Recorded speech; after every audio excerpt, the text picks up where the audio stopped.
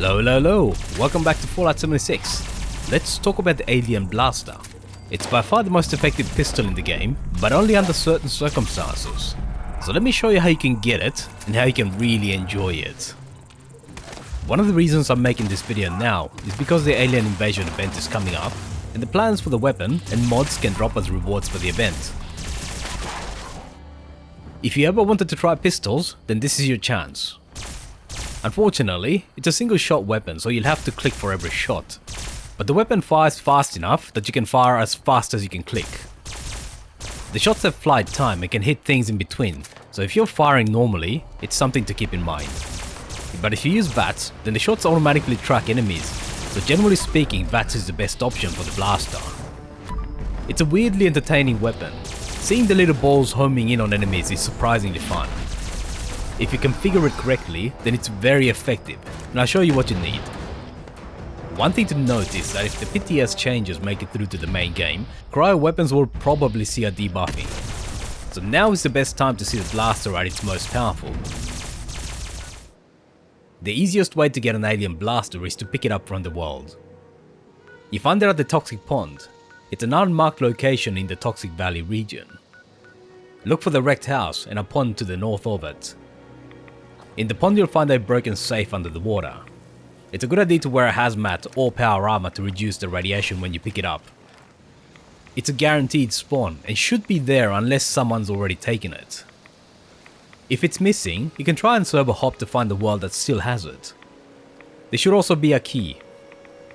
After you learn the plans for the weapon, you'll start to get them from legendary enemies. There's only a few mods, but the most important one is the cryo mod. Aside from slowing down enemies, that gives your shots a small cryo explosion. And that's one of the reasons why the blaster is so effective.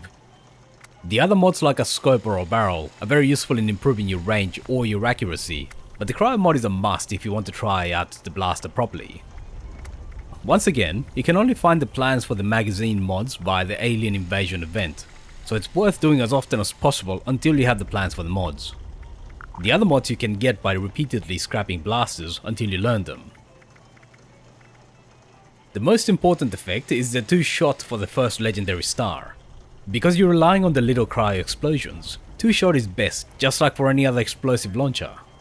Bloody comes close in terms of raw damage, but 2-shot is more effective in actual combat. Because you're using VATS, something like VATS Enhanced for increased VATS accuracy, or Lucky for extra critical damage is pretty good for the second star. Rapid for faster fire can help, but generally the weapon fires fast enough anyway. And for the last star, something like Lucky for more criticals, or VATS Enhanced for less action points cost are two of the better options. You have to reload pretty often, so Rapid for faster reload can help, although the Speed Demon mutation makes it fast enough anyway. The blaster is a single shot pistol, so you want the gunslinger perks under agility. Unfortunately, agility has a lot of useful perks, so you have to sacrifice something else for the damage boost, but generally speaking it's worth the investment. If you take 3 or 4 perk points, then keep in mind that it's most effective to spread out the points across all 3 perk levels. 1 perk from the Gunslinger, Expert Gunslinger and Master Gunslinger gives you 30% extra damage for only 3 perk points. Using Demolitioner enhances the explosive damage from the cryo mod, and Grenadier increases the size of the explosions. Get as many levels as possible for both. The blaster is also an energy weapon, so a few levels of science will further boost your damage. Critical Savvy and better criticals gives you more effective criticals, so they're good to have with any VATS weapon. Alien weapons have a unique ammo type that no other weapon shares. It's not too bad to craft, but generally speaking, if you use the perks I talked about in the last section, you should get more than enough ammo back. An alternative is to play expeditions or daily ops repeatedly to farm ammo. Most pistols are pretty bad compared to rifles, but the Alien Blaster is an exception to the rule, so if you want to cosplay as a space cowboy, then the blaster is an excellent choice. It's both fun to use and very effective in combat. Thanks for watching all the way to the end. Let me know what you thought about it in the comments. Feel free to leave a like, subscribe and hit the bell button to be notified when new videos come out. See you soon.